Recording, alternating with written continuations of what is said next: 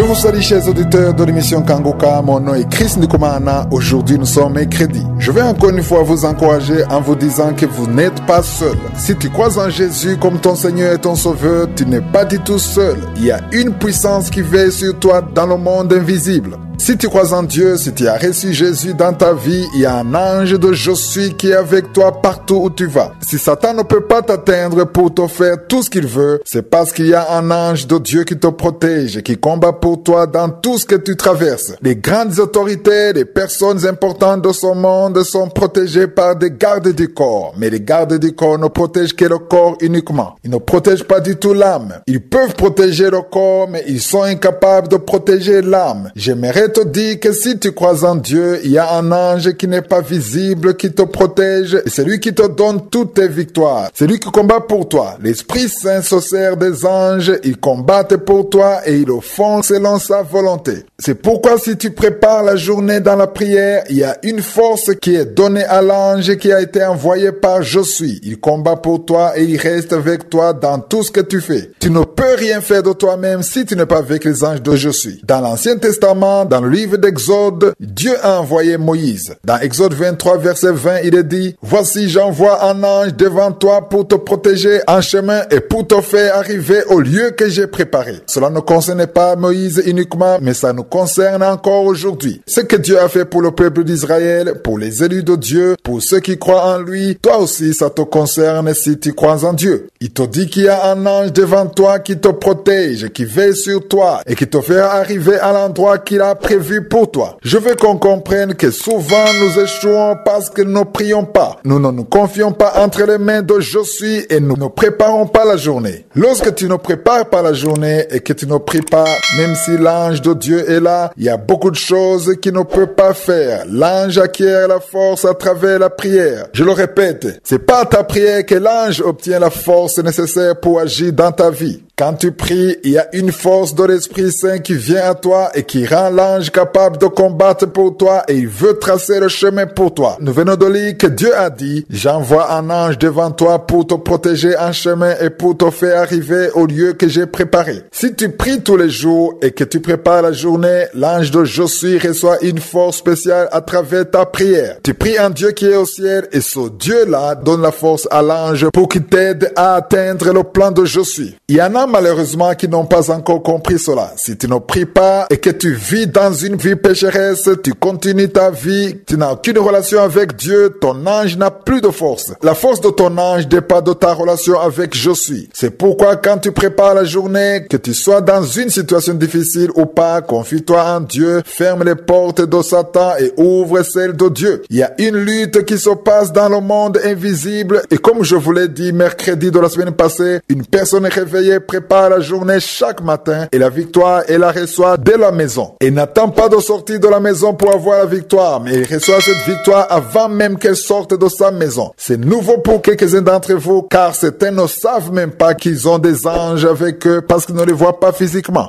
À nous qui croyons en Dieu, nous connaissons beaucoup de choses qui n'est pas donné à l'œil physique de voir, car nous savons dans quel monde nous vivons. La parole de Dieu dit que nous ne sommes pas conduits par ce que nous voyons, mais nous sommes conduits par la foi. C'est écrit dans 2 Corinthiens 5, verset 7. Prions tous les jours pour que nous ayons une vie remplie de victoire.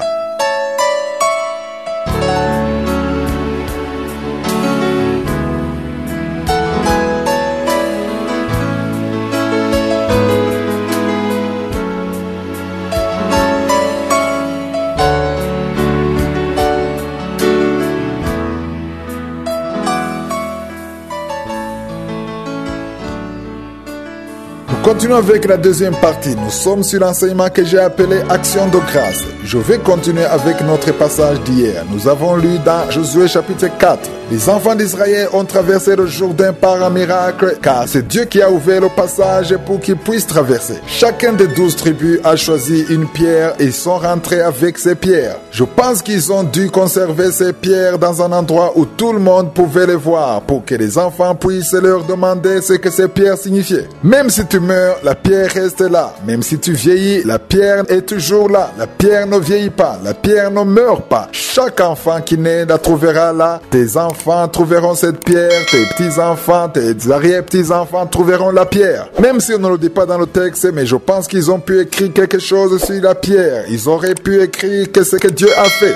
Dieu veut un souvenir. Il veut que tu te souviennes de ce qu'il a fait, que tu n'oublies jamais. Pourquoi Josué leur a demandé de prendre ces pierres avec eux? C'est parce que quand ils ont traversé, ils étaient contents, ils étaient satisfaits, ils en parlaient tout le temps. Quand une chose vient d'arriver, on en parle tout le temps. C'est la nouvelle du jour. Partout où tu vas, tu entends cela. Même dans le bus, on en parle. Mais après un certain temps, quand il y a d'autres nouvelles, on oublie les anciennes nouvelles et on les met dans les archives. Dieu ne veut pas que ce qu'il a fait figure dans les archives. Il veut que ce qu'il a fait pour toi soit toujours dans ton souvenir. Il veut que tu témoignes et que tu en parles même à tes enfants, que ça ne soit jamais oublié. C'est pourquoi il faut toujours t'en souvenir. Moi, lorsque je prie, il y a des années que je ne peux pas oublier. Il y a des événements que je ne peux pas oublier. Je dois les mentionner dans la prière. Même si tu ne te souviens pas de la date exacte, au moins souviens-toi de ce que Dieu a fait. Dis-le à Dieu. Rends grâce pour ce qu'il a fait pour toi à cette époque. Dis merci à Dieu, lui qui t'a protégé quand tu as eu un accident, lui qui t'a tiré du chômage, lui qui a tracé pour toi le chemin, lui qui t'a guéri, lui qui t'a donné un enfant. Et surtout, dis merci pour le salut, car peut-être aujourd'hui tu serais mort, tué par la drogue, par l'alcool. Peut-être aujourd'hui tu serais dans la fornication. Je suis a fait de toi une nouvelle créature. Je veux toujours entendre que tu reconnaisses ses bienfaits, tout ce qu'il a fait pour toi dans le passé. Nous avons vu que la lamentation résonne toujours dans les oreilles de je suis. Et de la même façon, l'action de grâce devrait toujours résonner dans les oreilles de je suis. L'action de grâce peut s'accumuler dans les oreilles de je suis jusqu'à ce qu'il décide de te bénir à cause de cela.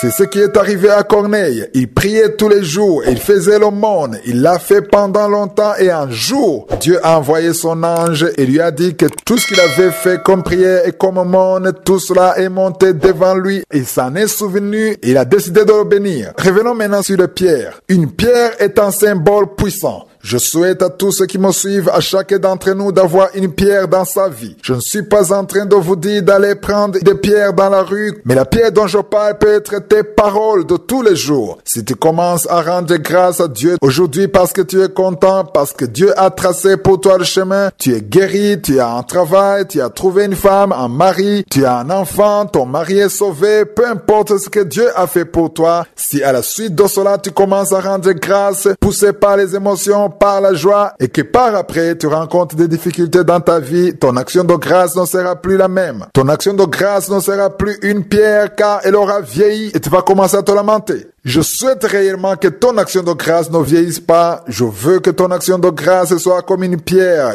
qui sera toujours là. Que tu en parles tous les jours devant Dieu. Rends grâce tous les jours. Que je suis voir que ton action de grâce ne change pas. Il faut qu'il voit que ton action de grâce est devenue comme une pierre. Une telle action de grâce est très puissante. Dans cette émission, nous avons beaucoup de témoignages. Il y a plus de 500 femmes qui ont témoigné en nous disant comment elles ont eu leurs enfants, comment le miracle a été accompli dans leur vie. Certaines d'entre elles avaient passé plus de 15 ans dans la stérilité. Tout cela glorifie Dieu. Mais pour que cela ne soit jamais oublié, nous avons décidé de mettre certaines photos sur le mur de nos bureaux. Quelques photos des enfants qui sont nés à travers la prière de Kanguka. Nous l'avons fait pour que cela soit un souvenir, un témoignage de ce que Dieu a fait. Je considère ces photos comme des pierres qui vont rester là. Aussi longtemps que Kanguka sera là, tous ceux qui entreront nous demanderont que signifient ces photos, qui sont ces bébés. Qu'est-ce qui s'est passé? Ça sera une occasion pour nous, une opportunité de rendre témoignage de ce que Dieu a fait. L'Éternel, Dieu vivant, a accompli des miracles. Sur chaque photo, il y est mentionné le nombre d'années que chaque mère avait passé à attendre cet enfant.